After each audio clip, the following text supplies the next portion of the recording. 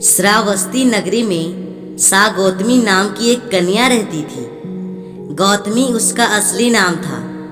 काम करते करते वह थक जाती थी, इसलिए लोग उसे सा गौतमी के नाम से पुकारते थे।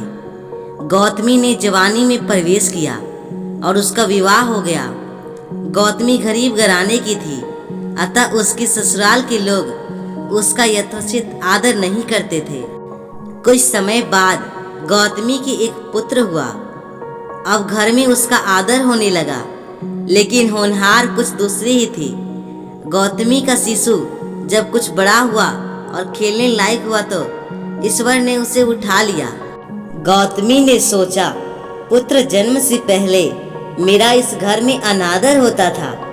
पुत्र जन्म के बाद लोग मेरा आदर करने लगे, लेकिन अब यह लोग मेरे प्रिय शिष्य को ना जाने कहाँ छोड़ देंगे। गौतमी अपने मृत पुत्र को गोद ले उसके लिए घर घर दवा मांगती फिरने लगी। लोग ताली बजाकर हंसी ठटक कर आकर कहते, पगली, कहीं मरे हुए की भी दवा होती है। किसी भले आदमी को गौतमी पर बहुत दया आई। उसने सोचा, इसमें इस बेचारी का दोष नहीं है, यह पुत्र शौक से पागल हो गई है। इसकी दवा बुद्ध भगवान को छोड़कर और किसी के पास नहीं। उसने कहा, देवी, तुम बुद्ध भगवान के पास जाकर उनसे पूछो। गौतमी अपने शिशु को गोद में ले जहाँ बुद्ध पालथी मार बैठे थे पहुंची और अभिवादन करके बोली, महाराज, मेरे पुत्र को दवा दीजिए। तथागत ने कहा, तूने अच्छा किया जो यहाँ चली आई। देख, तू इस नगर में से जिस घर में किसी की मौत ना हुई हो, राई के दाने मांग ले, फिर मैं तुझे दवा दूंगा।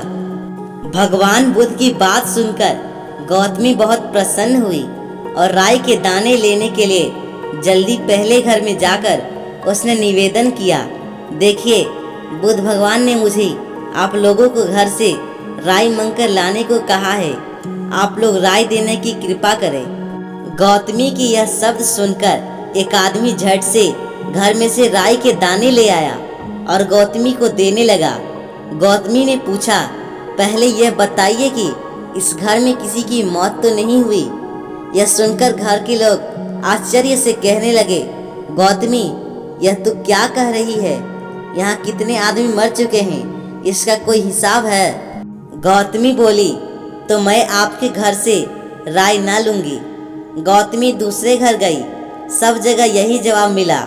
उसने समझा शायद सारे नगर में यही बात हो। उसे एकदम ध्यान आया कि बुद्ध भगवान ने शायद उसे जानबूझकर ही राय मांगने के लिए भेजा है। वह शीघ्र ही अपने मृत पुत्र को नगर के बाहर शमशान में ले गई। उसे अपने हाथ में लेकर बोली, प्रिय पुत्र, मैंने समझा था शायद तुम ही अकेले मरने के लिए पैदा हुए हो, लेकिन अब मुझे मालूम हुआ कि मौत सबके लिए है जो पैदा हुआ है।